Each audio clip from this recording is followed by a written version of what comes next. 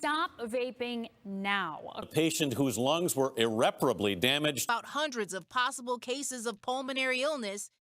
My name's Zach, and I vaped for about a year. It started out as something I did with my friends, but soon the nicotine left me tired, lazy, and when my family found out, it broke their trust.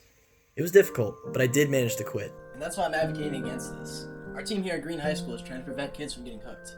Kids who've seen and heard time and time again just how dangerous it all is. We've put together lesson plans where we teach students about the dangers of vaping. This includes an experiment, something tangible that shows the effects of vaping on your lungs. As students, we feel that teaching our fellow peers directly is a much more effective approach. We've also hosted a poster competition. Submissions have rolled in from high school and middle school students alike. And well, our turnout's been quite spectacular. What about those who are like me? Those who are already addicted? We had to do something for them too, right? But how? We don't know where they are. We need some way of identifying problem areas, which is why we're developing a vape-detecting sensor. Originally, we thought of using MIPs, molecularly imprinted polymers. However, we didn't have the equipment for that approach. Eventually, with the help of The Ohio State University, we unearthed an old NASA brief discussing the methods to detect ethylene glycol, which is similar to propylene glycol, a primary solvent in all vaping products. Originally, we tried replicating NASA's design. However, we realized that one of the secondary reactants isn't commercially available. Instead, we re-engineered NASA's design and implemented a sensor detecting the resulting formaldehyde. Propylene glycol is heated by a battery to become a gas. This gas then enters our glass chamber and reacts with periodic acid.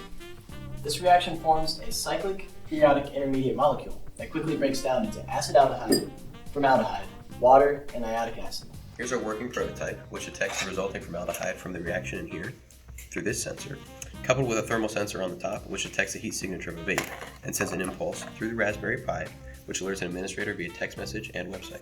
What's more, the website isn't limited to the sensor. We're providing resources for preventative help, resources to quit, resources for parents, resources to help. But even so, we need to spread the word. We need to gain momentum. And that's where we reached out to leaders in the community. Our principal and even our mayor have agreed to promote the data on the school and city websites. Now look, the website and the sensor are just a start. We're trying to lay the foundation for a better future, of a community more informed about the dangers of vaping. We're trying to spread the word to tackle this epidemic that's spreading to the youth, our youth. Which brings us to the fact of the matter.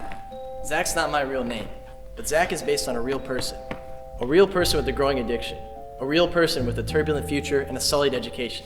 A real person with asthma and frequent ER visits. So listen here and listen closely.